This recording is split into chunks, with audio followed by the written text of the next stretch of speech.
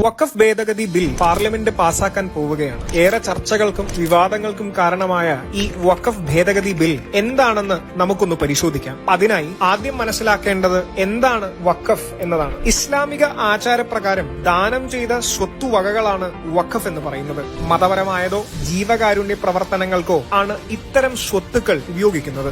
ഭാരതത്തിൽ ഇസ്ലാമിക രാജാക്കന്മാരുടെ കാലം മുതൽ വഖഫ് രീതി നിലവിലുണ്ട്.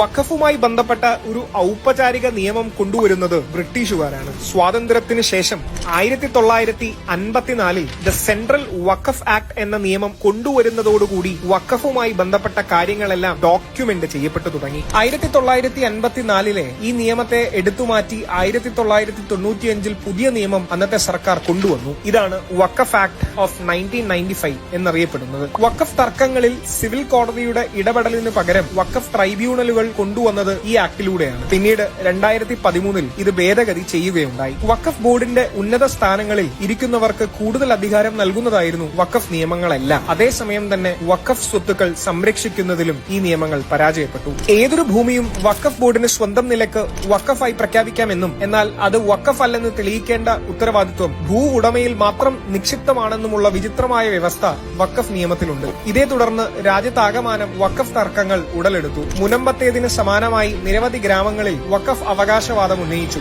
നിയമപ്രകാരം സിവിൽ കോടതിക്കു പകരം വഖഫ് ട്രൈബ്യൂണലുകൾ മാത്രമാണ് ഭൂ ഉടമകൾക്ക് പോകാൻ സാധിക്കുക. ഇത്തരമൊരു സാഹചര്യത്തിലാണ് പുതിയ വഖഫ് ബിൽ എന്ന ആവശ്യമുയരുന്നത്. പുതിയ ബില്ലിലെ പ്രധാന നിർദ്ദേശങ്ങൾ ഇവയെല്ലാമാണ്. ഏതൊരു ഭൂമിയും ഏകപക്ഷീയമായി വഖഫ് പ്രഖ്യാപിക്കുക സാധ്യമല്ലാതാക്കി. വഖഫായി രജിസ്റ്റർ ചെയ്യുന്നതിനു വേണ്ടി ഭൂമി രേഖകൾ മാറ്റുന്നതിന് മുമ്പ് ദിനപത്രങ്ങളിൽ 90 ദിവസത്തെ പൊതു അറിയിപ്പ് നിർബന്ധമാക്കി. സർക്കാർ പ്രോപ്പർട്ടികൾ വഖഫാക്കി മാറ്റുന്നത് തടയിടും. ജില്ലാ കളക്ടർക്ക് മുകളിലുള്ള ഉദ്യോഗസ്ഥൻ അന്വേഷിച്ച ശേഷം അത്തരം സ്വത്തുക്കൾ വഖഫാണോ അല്ലയോ എന്ന് തീരുമാനിക്കും. വഖഫ് സ്വത്തുക്കളിൽ നിന്നുള്ള പണം വിധവകൾക്കും വിവാഹമോചിതരായ സ്ത്രീകൾക്കും അനാഥർക്കും വേണ്ടി ഉപയോഗിക്കണം. ഇന്ത്യയിലുടനീളമുള്ള എല്ലാ വഖഫ് സ്വത്തുക്കളും ഇനിയൊരു കേന്ദ്രീകൃത ഓൺലൈൻ ഡാറ്റാബേസിൽ രേഖപ്പെടുത്തും. ബോറ, അഗ്നാനി എന്നീ മുസ്ലിം വിഭാഗങ്ങൾക്ക് സ്വന്തമായി വഖഫ് ബോർഡുകൾ ഉണ്ടാക്കണം. വഖഫ് സ്വത്തുക്കൾ പരിപാലിക്കുന്ന ആളുകൾ ക്രമക്കേടുകൾ നടത്തുന്നുണ്ടോ എന്ന് പരിശോധിക്കപ്പെടണം. കേന്ദ്ര സംസ്ഥാന വഖഫ് ബോർഡുകളിൽ ജനപ്രതിനിധികളും നിയമവിദഗ്ധരും വേണം. വഖഫ് ട്രൈബ്യൂണൽ ഉത്തരവുകൾക്കെതിരെ സിവിൽ കോടതിയെ സമീപിക്കാനാകും.